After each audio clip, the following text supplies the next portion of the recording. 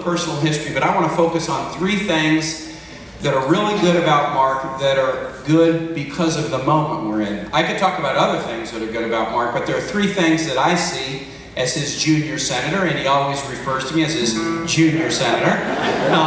But there are three things that I see that are particularly good about Mark for the moment that we're in this country and in this Commonwealth right now. So the personal story is, Mark and I met in the spring of 1980 at Harvard Law School, and he was about to graduate. He was a kid from Connecticut, and I was a first-year student, a kid from Kansas, and we met, and I can assure you it was neither in a class nor in the law library. We met at a party, and he was a mutual friend of some friends of mine, and I'd heard a lot about him, and he was a big presence, the loudest voice at the party, the one that people were gravitating towards, and we just had that one interaction, but we got to know each other a little bit then in that spring of that year before he graduated. That was 1980. In 1989, I didn't know where Mark Warner had gone. I was a foot soldier, like many of you, working to get Doug Wilder elected governor, and I look and there's a guy, Mark Warner, who's the chairman of the Railroad Commission. And he did a great job in that, and then as state chair, but we reconnected now both in Virginia in 1980. Now here's some cool people coming in.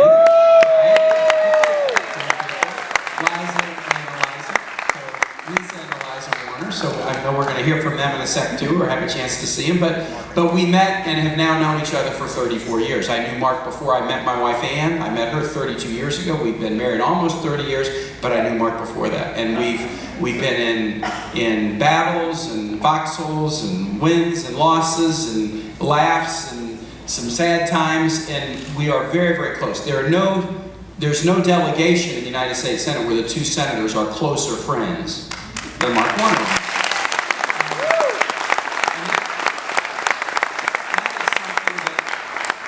That makes me feel very, very good, and I wouldn't be in the Senate. I don't think I would have run for the Senate but for the advice and encouragement that Mark Warner gave me. And so I really owe it to him that I'm in the Senate, and I feel that very strongly every time we work together. I said I was going to say three things about Mark, about why Mark is good for the times we are in.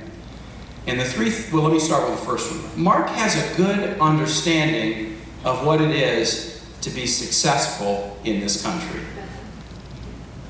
An important understanding about what success means, what success rightly means, not what success wrongly means. Mark is not a person who came from a background, a family of means, but he was tremendously successful in business before he got into politics.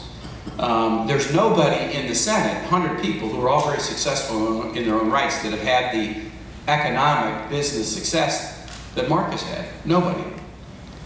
The thing that's good about it is this. First, Mark didn't have success because everybody else gave him a head start. He worked very, very hard for it.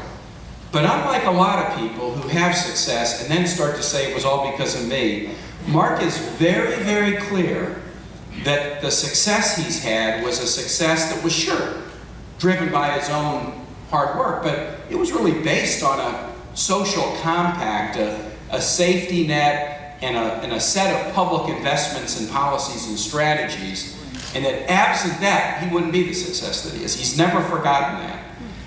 So those are individual things like being able to go to good public schools or being able to take advantage of student loans.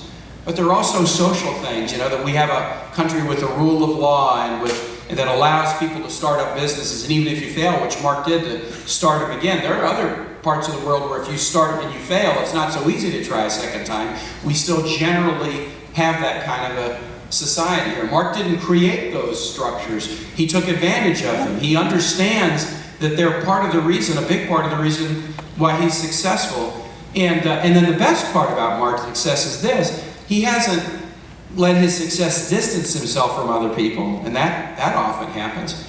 His success has probably connected him more to other people because he wants other people to be successful too.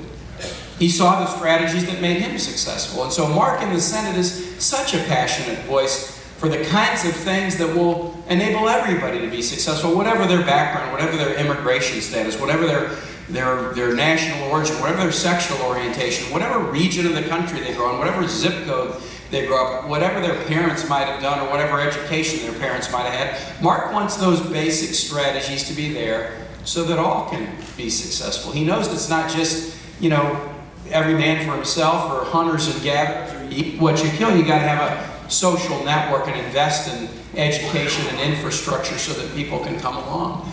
And I see Mark on the floor of the Senate and in his committee meetings, and especially when we meet as Democrats, articulating again and again a strategy of success that's fundamentally about giving back and about providing broader and broader opportunities for all to kind of take the same chances he took. Succeed some, fail some, but continue to get up and do it. And I think we're in a big debate in this country now about what economic success is.